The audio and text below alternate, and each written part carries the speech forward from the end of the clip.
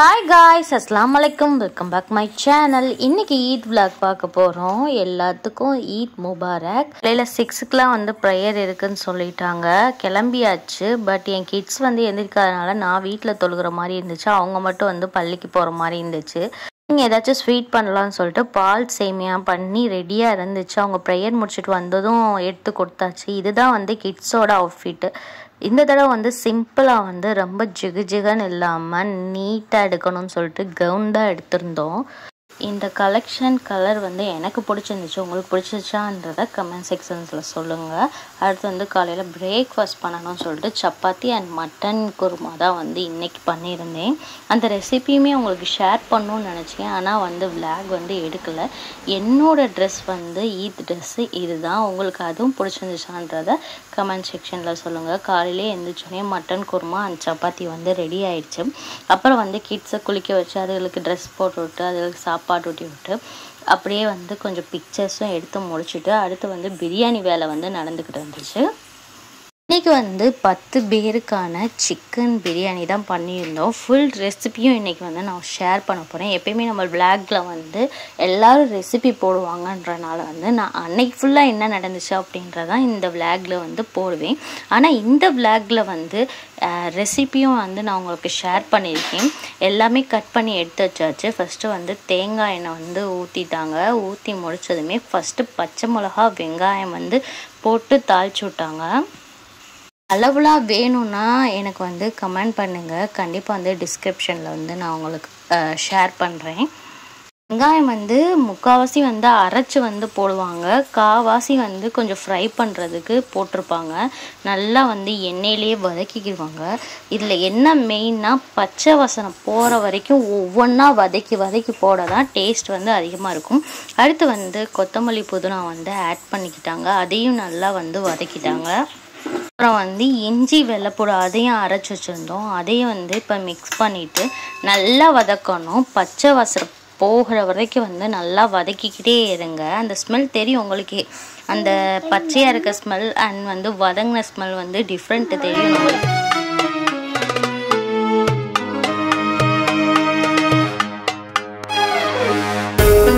நல்லா கொஞ்சம் வதங்கின அப்புறம் வந்து தக்காளி சேர்த்துட்டு அதையும் நல்லா வதக்கிக்கிடணும்.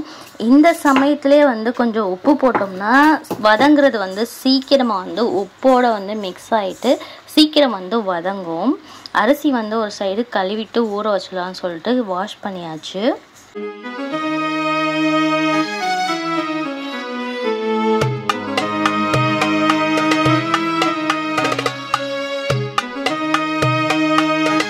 போட்டு எல்லாமே வந்து வதங்கிச்சு. அதே மாதிரி வந்து பிரியாணி செய்யும் போது வந்து ஹை ஃப்ளேம்லேயே வச்சு வந்து நல்லா வதக்கிக்கிட்டே வாங்க. அப்போ தான் வந்து டேஸ்ட் வந்து அதிகமாக இருக்கும். இப்போ வந்து காஷ்மீர் மிளகாத்தூள் பாதி, பிரியாணி கலருக்காக வந்து காஷ்மீர் மிளகாத்தூள் பாதி, அப்புறம் வந்து கார மிளகாத்தூள் பாதி அப்படி ஆட் பண்ணிக்கிட்டோம். அடுத்து வந்து தயிர் வந்து ஆட் பண்ணிக்கிட்டோம். நல்லா வந்து வதங்கணும்.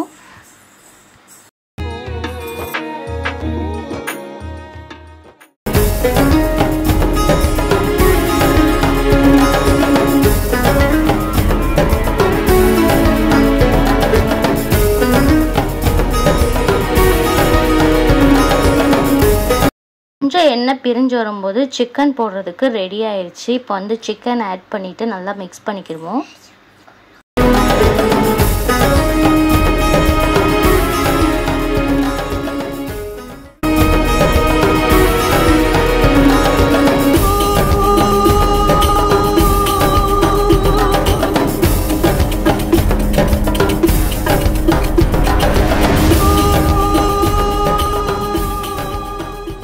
இப்போ தேவையான அளவு வந்து உப்பு ஆட் பண்ணிக்கிடுவோம்.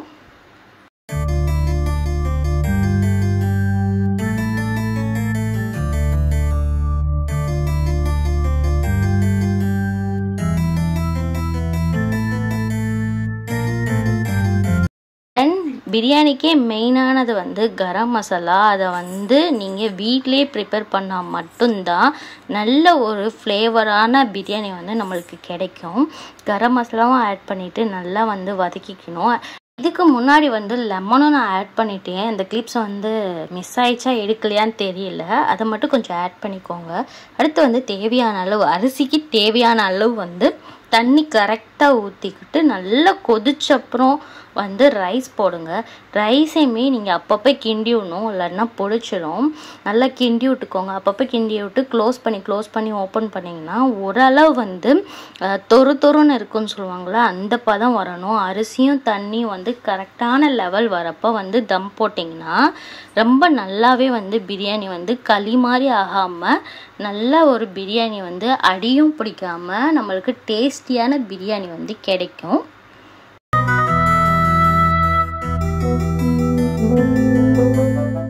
இப்போ வந்து தம்மு போடுறதுக்கு வந்து கீழே இறக்கி வச்சாச்சு. அதுக்கு முன்னாடி வந்து நெய்யில் வந்து முந்திரி அப்புறம் வந்து கிஸ்மிஸ் வந்து வறுத்து அதை வந்து ஆட் பண்ணிவிட்டு ஃபுல்லாக வந்து கிண்டி விட்டு நல்லா வந்து க்ளோஸ் பண்ணிவிட்டு மேலே வந்து வெயிட் தூக்கி வச்சுருங்க. தம்மு போடுறதுக்கு கங்கு தான் போடணுன்னு அவசியம் இல்லை. பெரிய வெயிட் தூக்கி வச்சா அது நல்லாவே வந்து தம் ஆகிட்டு நல்ல ஒரு டேஸ்டியான பிரியாணியாக இருக்கும். இந்த ஸ்டைலில் வந்து நீங்கள் பிரியாணி செஞ்சு பார்த்துட்டு உங்களுக்கு எப்படி வந்துச்சுன்றதை எனக்கு கமெண்ட் செக்ஷனில் சொல்லுங்கள்.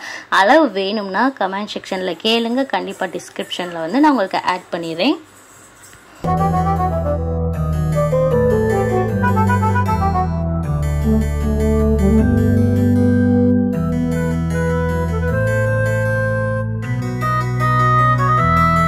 தென் வந்து பிரியாணிக்கு தேவையான சிக்கன் 65 ரைத்தா அதை முட்டை எல்லாமே வந்து அடுத்து வந்து செப்பரேட்டாக வந்து பண்ணி முடிச்சுட்டு நாங்கள் வந்து சாப்பிட ரெடி ஆகிட்டோம். எங்களோட ஈத் வந்து பிரியாணி வந்து ரொம்பவே நல்லா வந்துருந்துச்சு, டேஸ்டியாகவும் இருந்துச்சு.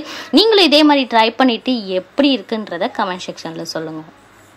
தம்மை விட்டு எடுக்கும் போதே அந்த பிரியாணி தெரியும், பார்க்குறதுக்கே வந்து சாப்பிடணும் அப்படின்ற மாதிரி தான் இருந்துச்சு. சாப்பிட்டப்போயும் டேஸ்ட் வந்து ரொம்பவே வேறு லெவலாக இருந்துச்சு. நீங்கள் கண்டிப்பாக வந்து ட்ரை பண்ணி பாருங்கள்.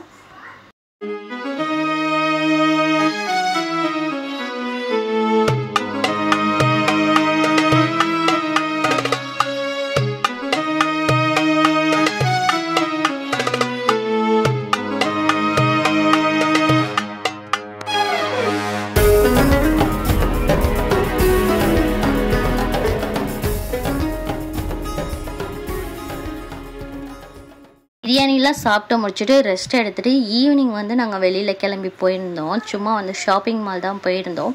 அங்கே வந்து ஃப்ரீ ஃபேஸ் ஆர்ட்ஸ் வந்து போடுறதா வந்து அங்கே போட்டிருந்தாங்க. பில் கொடுத்தா அதுக்கு வந்து வெயிட் பண்ணிவிட்டு ரிஃபாவும் ஃபஸ்ட் டைம் வந்து அந்த மாதிரி ட்ரை பண்ணாங்க. அதுக்கப்புறம் வந்து அங்கே வந்து ஒரு ஃபெஸ்டிவல் மாதிரி வந்து அங்கே உள்ள ட்ரெடிஷ்னல் மாதிரிலாம் கொஞ்சம் வந்து பண்ணியிருந்தாங்க. ரொம்பவே நல்லா இருந்துச்சு. அதெல்லாம் வந்து பார்த்துட்டு வீட்டுக்கு வந்துட்டோம். இப்படி தான் எங்களோட ஈத் விளாக் வந்து முடிஞ்சிச்சு. உங்களுக்கு எப்படி இருந்துச்சுன்றதையும் கமெண்ட் செக்ஷனில் சொல்லுங்கள். இந்த விளாக் உங்களுக்கு பிடிச்சிச்சுன்னா லைக் பண்ணி ஷேர் பண்ணி சப்ஸ்கிரைப் பண்ணுங்கள். மறந்துடாமல் சப்ஸ்கிரைப் பண்ணுங்கள். நம்ம ஒரு அடுத்த நல்ல ஒரு விளாக்ல சந்திப்போம். பாய் பாய். அஸ்ஸலாமு அலைக்கும். ஈத் முபாரக்.